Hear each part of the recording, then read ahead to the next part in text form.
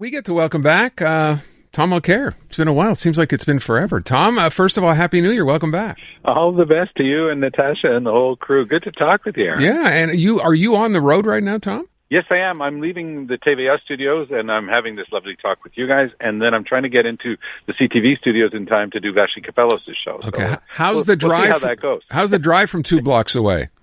Well, the drive from 2 blocks away has taken so far 10 minutes just to go from de Maisonneuve down to St. Catherine. I suspect it might take me a little bit longer than that to make my way up north a little bit later on. Wow, that's crazy. I'm sure. And I'm telling you, I'm looking across the street to see CTV, and I can barely see it through the swirling snow. So how's the visibility out there?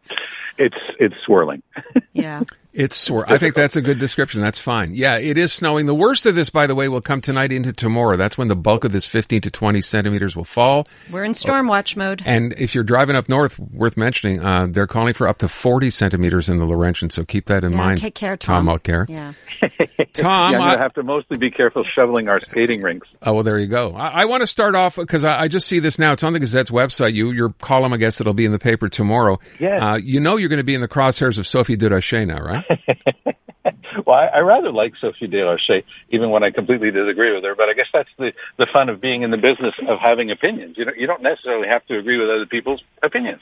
And mine is that people who are standing up and fighting for rights and fighting against racism, discrimination, and what we've been going through here in Quebec, intolerance, I think that's not about whining. That's standing up for rights, and I think that's a good thing. And I also mentioned in there, Aaron, the fact that my greatest hope is not the generation of people that I'm part of on both sides of the language and other issues. My biggest hope, of course, is the young people that I've been teaching at l'Université de Montréal, another world-class institution that we're lucky enough to have here in Montreal.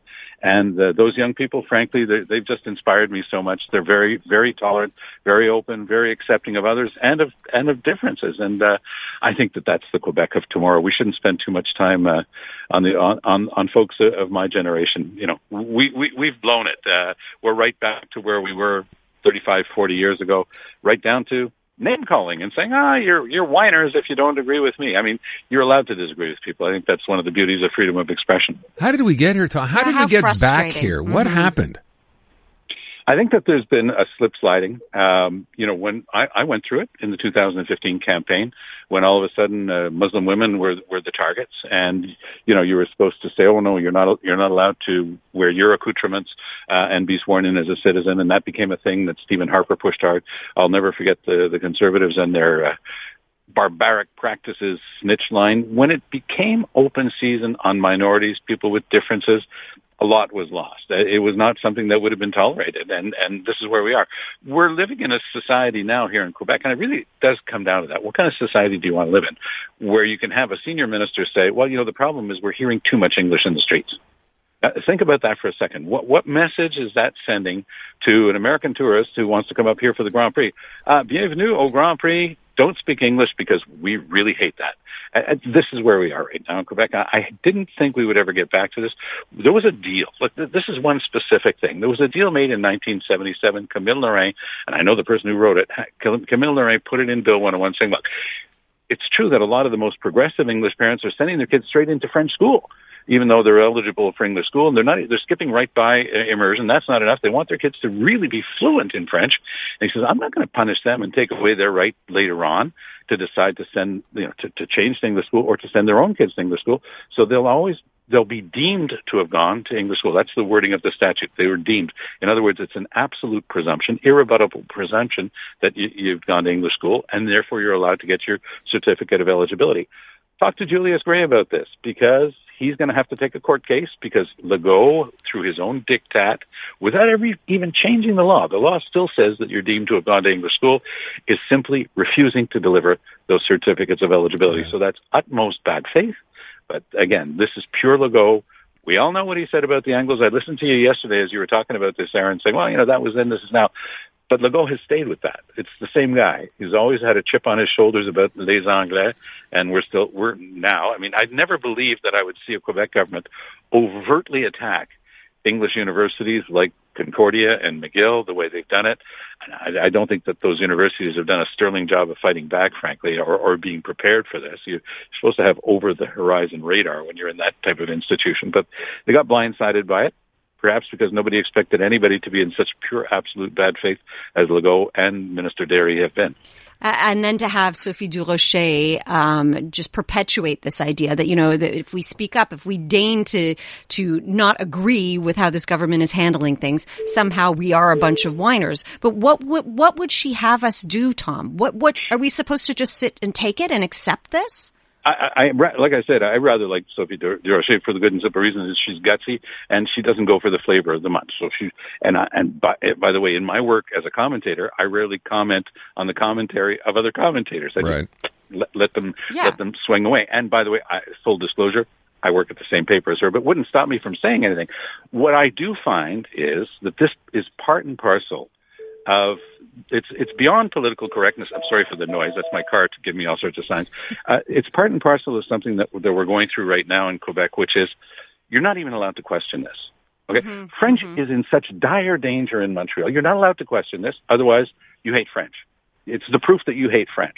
Well, I'm like you, and like a lot of the people listening to us, I'm very proud to speak very fluent French. It's part of my life, and it's part of who I am as a Canadian and as a Quebecer and as a Montrealer.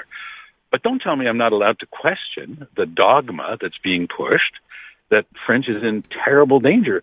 It's not. The facts, the figures, the numbers don't prove that. They prove the exact opposite, that there have never been a larger number of people able to converse in and take part in life in French in Quebec. So look at the good part. But that is almost an intimidation factor, a bullying factor. Oh, well, if you wear something, if you wear a kippah or a hijab or a turban, well, it's normal that you shouldn't be allowed to become a cop or a teacher because you're not like me. Legault said that the night of Bill 21.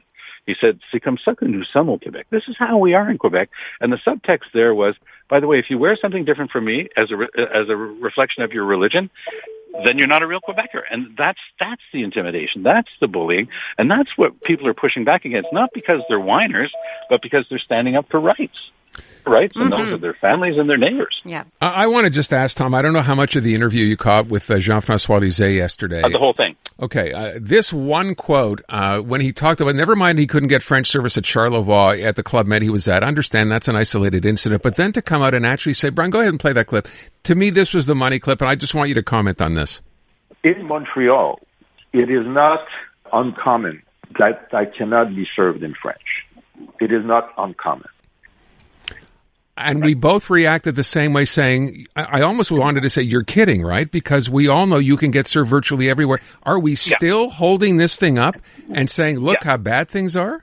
Well, what I do when I get that, because people write to me and say that, so I always do the same thing. I always offer to pay the taxi, and I always offer to take them on a taxi ride anywhere they want on the island of Montreal, and to stop at any store, pharmacy, gas station, restaurant, anything they want.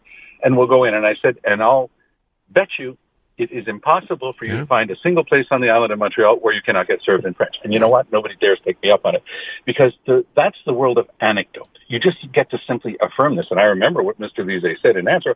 Oh, well, sometimes people are delivering pizza, DoorDash and stuff. And this just, as you correctly said yesterday, Aaron, these are people who are new here. They're working 80 hours a week. They're trying to get by. They're trying to play by the rules. And guess what? The best way to learn your French is by working. Yeah. That's the way you're going to learn your French. That's exactly. So, I mean, it's just so discouraging. I agree completely that bit yesterday, that threw me for a loop.